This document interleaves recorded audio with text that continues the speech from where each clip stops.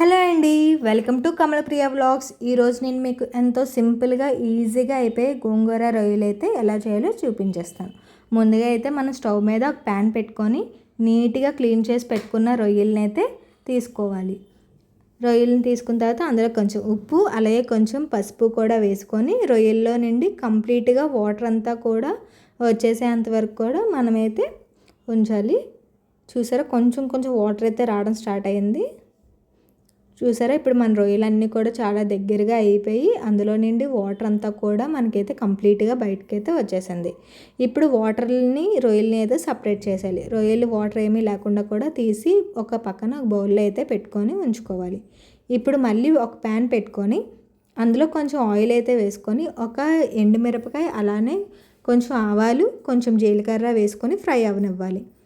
అవి కూడా ఫ్రై అయిపోయిన తర్వాత కొంచెం ఉల్లిపాయలు అలాగే 4 పచ్చిమిరపకాయ చీలికలు వేసుకొని ఫ్రై అవనివ్వాలి. అందులో రొయ్యలు అయితే వేసుకొని కొంచెం పచ్చివాసన పోయేంత వరకు కూడా కొంచెం సేపు ఫ్రై చేసుకోవాలి.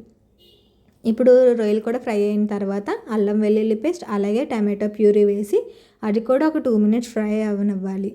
ఇప్పుడు ఆల్రెడీ ఉడకపెట్టి పెట్టుకున్న గోంగూరని అయితే అందులో వేసేసుకోవాలి. గోంగూర కూడా వేసుకున్న తర్వాత ఒకసారి అలా కలిపేసి అందులో మన స్పైస్ లెవెల్స్కి తగ్గట్టు ఇప్పుడు కొంచెం కారం అలానే కొంచెం ఉప్పు కూడా వేసుకోవాలి. కొంచెం కారం కొంచెం ఉప్పు కూడా వేసిన తర్వాత దాన్ని కొంచెం మొత్తం కూడా బాగా మిక్స్ చేసి కొంచెం ఉడకనివ్వండి. ఇప్పుడు మన గోంగూరలో కానీ పులుపు తక్కువగా ఉన్నట్టయితే మనం కొంచెం చింతపండు రసాన్ని అయితే వేసుకోవాలి. చూసారా, నాకు ఇక్కడ గోంగూర కొంచెం పులుపు తక్కువైంది. సో నేనైతే కొంచెం చింతపండు రసం అయితే వేసుకున్నాను.